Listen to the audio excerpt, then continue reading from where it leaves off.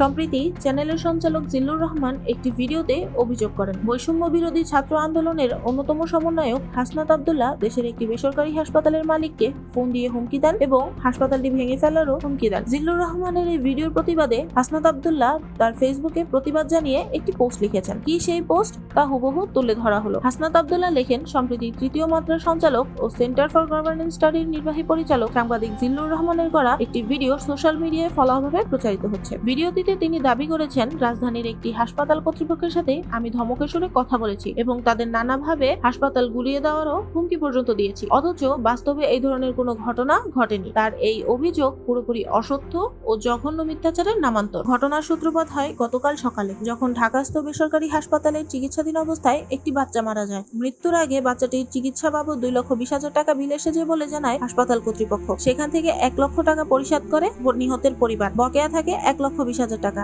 এই টাকা বকেয়া রেখে মৃত বাচ্চাটির লাশ পরিবারের কাছে হস্তান্তর করতে অস্বীকৃতি জানায় হাসপাতাল কর্তৃপক্ষ। তারা জানায়, সম্পূর্ণ টাকা পরিশোধ করা ব্যতীত লাশ হস্তান্তরের কোনো সুযোগ নেই আমাদের। পরবর্তীতে শিশুটির পরিবার ফোনে আমার সাথে যোগাযোগ করলে আমি মৃত পরিবারের মোবাইল থেকেই হাসপাতাল কর্তৃপক্ষের সাথে কথা বলার চেষ্টা করি। হাসপাতালের কর্তৃপক্ষকে আমি এতটুকু বলতে চেষ্টা করি যে টাকা কমানো বা মওকুফ করার এখতিয়ার সম্পূর্ণ আপনাদের। আমি শুধু অনুরোধ করতে পারি। উল্লেখযোগ্য, দিশেহারা নিহতের পরিবার কর্তৃপক্ষের কাছে বিল মওকুফের ব্যাপারে অনুরোধ করার সময় সেখানে হাসপাতালের একজন ডেপুটি ডিরেক্টর উপস্থিত থাকলেও তিনি কোনো রকম সহায়তা করতে অস্বীকৃতি জানায়। ওনার সাথে বারবার কথা বলতে চাইলে উনি কথা বলতে রাজি হননি। কুমিল্লায় অবস্থান করায় সেখানে সশরীরে গিয়ে সহযোগিতা করার সুযোগ আমার ছিল না। সেজন্য আমার পরিচিত 2 জন ভাইকে আমি হাসপাতালে যাওয়ার জন্য বলি, যাতে ওনারা কর্তৃপক্ষের সাথে আলোচনা করে লাশ স্থানান্তরের ব্যাপারে নিহতের পরিবারকে সহযোগিতা করতে পারেন। এই বিষয়টিকেই উদ্দেশ্য প্রণোদিতভাবে আমার কথা না শুনলে লোক পাঠিয়ে হাসপাতাল ভাঙচুর করা হবে বলে উপস্থাপন করা হয়, যা স্পষ্টত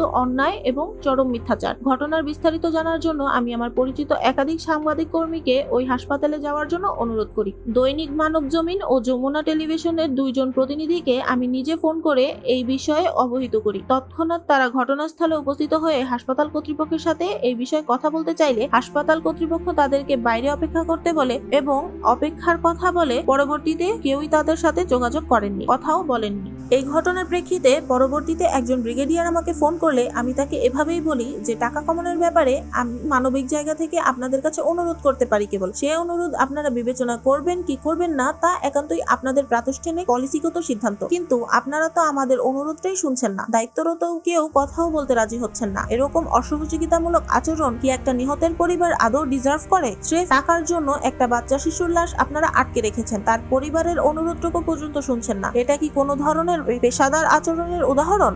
ফ্যাসিবাদ পরবর্তী বাংলাদেশের একজন নিহতের অসহায় পরিবারের সাথে এই ধরনের অমানবিক আচরণ আদৌ কি গ্রহণযোগ্য কিনা? এসব শুনে উনি নিজে ব্যাপারটি মীমাংসা করবেন বলে আমাকে আশ্বস্ত করেন। মূল ঘটনা এ পর্যন্তই, কিন্তু এই ঘটনার পরিপ্রেক্ষিতে সাংবাদিক জিল্লুর রহমান তার ভিডিওতে যা বলেছেন তার সম্পূর্ণ বানোয়াট ও ভিত্তিহীন মিথ্যাচার।